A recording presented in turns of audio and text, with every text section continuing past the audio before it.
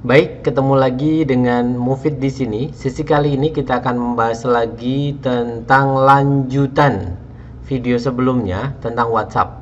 Tips dan trik WhatsApp di 2020 yang mungkin banyak orang belum tahu.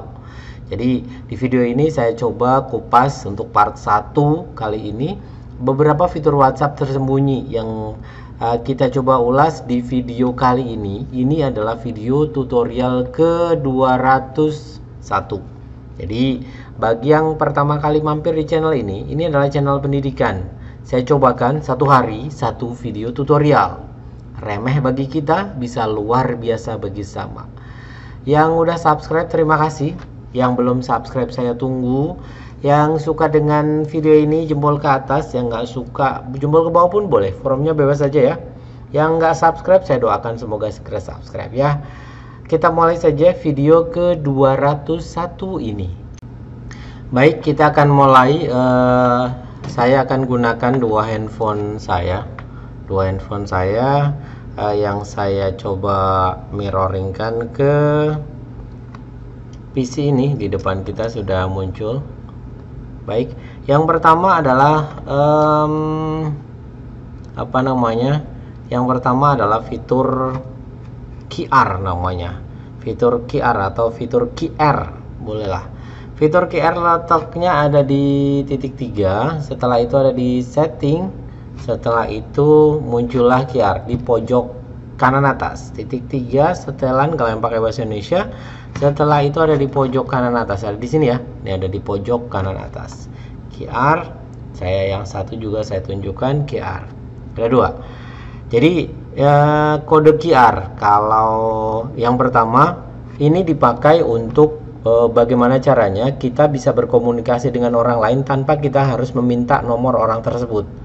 Nomornya berapa itu nggak musim lagi sekarang. Pakainya apa? Scan QR atau pindai kode. Klik, ini saya arahkan ke handphone yang dituju. Sudah? Jadi tinggal kita simpan aja.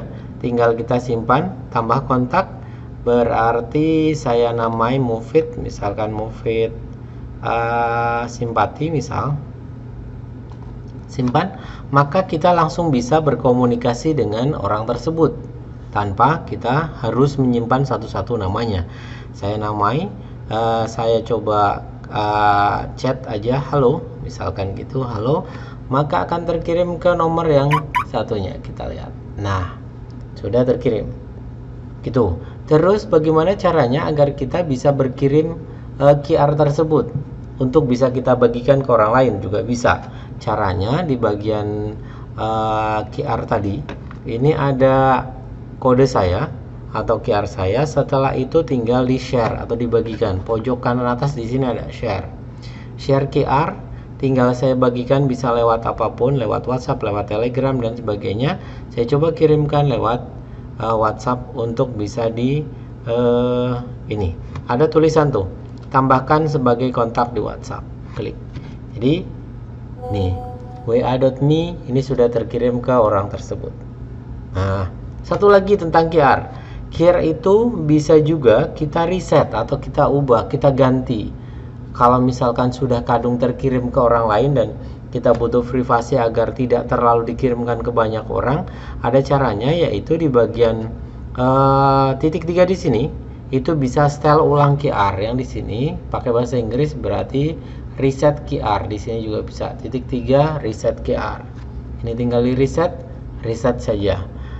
Maka QR-nya sudah berubah untuk tiap orang yang kita akan berikan. Nah, QR-nya sudah berubah. Begitu. Yang tips pertama tentang WhatsApp yaitu tentang QR code. Kita mulai untuk tips yang kedua. Jangan lupa jika posisinya masih merah ini seperti ini, diklik saja. Subscribe-nya diklik, setelah itu loncengnya juga diklik. Untuk semuanya. Bagi yang belum, saya tunggu untuk klik subscribe dan loncengnya.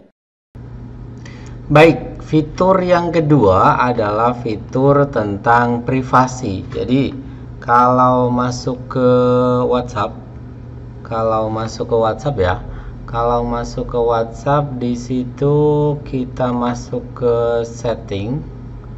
setting, setelah itu account, setelah itu privasi. Kita masuk ke bagian itu. Kalau yang pakai bahasa Indonesia berarti bagian titik 3 setelan, setelah itu akun, setelah itu privasi. Yang pakai bahasa Indonesia ada yang saya sampilkan juga pakai bahasa Inggris juga. Yang pertama adalah last seen atau terakhir dilihat. Terakhir dilihat itu ada settingannya. Jadi seringkali kalau kita chat WhatsApp seseorang, kita nggak bisa tahu orang tersebut terakhir dilihatnya kapan. Itu ada settingannya, sebetulnya ada. Terakhir dilihat di sini, kalau yang bagian sini adalah semua orang, berarti semua orang akan melihat kapan terakhir kita melihat, kapan terakhir kita online, tanda petik ya. Kalau kita ubah, kalau biasanya saya rubah menjadi terakhir kita lihat tuh kontak saya. Berarti semua yang bisa melihat adalah kontak saya terakhir saya online kapan. Tapi kalau mau kita tutupi gimana? Berarti terakhir kita lihatnya ini berarti nothing. Berarti kalau di bagian yang bahasa Inggris last seen-nya nobody. Nobody berarti tidak ada satupun orang yang bisa melihat kapan terakhir saya online. Setelah last seen, profile foto atau foto profil. Foto profil kita itu juga ada settingannya. Kalau misalkan sekiranya tidak semua orang bisa melihat, itu berarti tinggal di bagian ini settingannya. Kalau everyone berarti semua orang bisa melihat foto profil kita. Kalau kita ganti ke my contact berarti hanya yang ada di kontak saya saja yang bisa melihat foto profil saya. Itu settingannya. Kalau yang pakai bahasa Indonesia sama ya, tidak saya terangkan. Jadi di bagian foto profil ini tinggal semua orang kontak saya atau tidak ada. Kalau tidak ada berarti tidak ada satupun yang bisa melihat foto profil saya. Terus di bagian bawahnya about, jadi info. Jadi ada info biasanya di bawah info nama saya, misalkan Mufid, misalkan keterangan itu juga sama. Yang mau apa namanya bisa dilihat itu siapa aja settingannya. Terus sama tentang status juga sama saja, statusnya itu mau dilihat oleh siapa aja, mau dilihat oleh kontak saya semua, kontak saya kecuali itu juga boleh. Kontak saya kecuali berarti ada yang dikecualikan. Jadi misalkan ada seseorang tidak boleh melihat status saya, itu juga boleh. Terus di bagian bawahnya ada yang sering kali tanya nih tentang centang biru, laporan dibacanya. Laporan dibacanya itu boleh diaktifkan apa tidak? Seringkali kita chat seseorang tapi tidak centang biru, hanya centang 2 saja, tapi tetap orang tersebut bisa membalas. Settingan sederhananya ada di sini di read recipient. Kalau ini dimatikan maka kita tidak bisa melihat tampilan kita itu sudah terbaca atau belum. Misalkan ini cek, terus yang satunya membalas sampai ini, saya coba ya, chat di bagian ini nih, cek. Kalau ini saya balas oke, maka di tampilan ini padahal kan sudah saling membaca tapi tidak ada centang biru. Nah, ada tips sebetulnya agar orang seperti ini melakukan seperti ini tapi terlihat ada centang birunya. Caranya adalah kirim voice message. Contoh saya cobakan ya. Halo bro. Nah, saya akan coba kirimkan. Ini sudah saya kirimkan.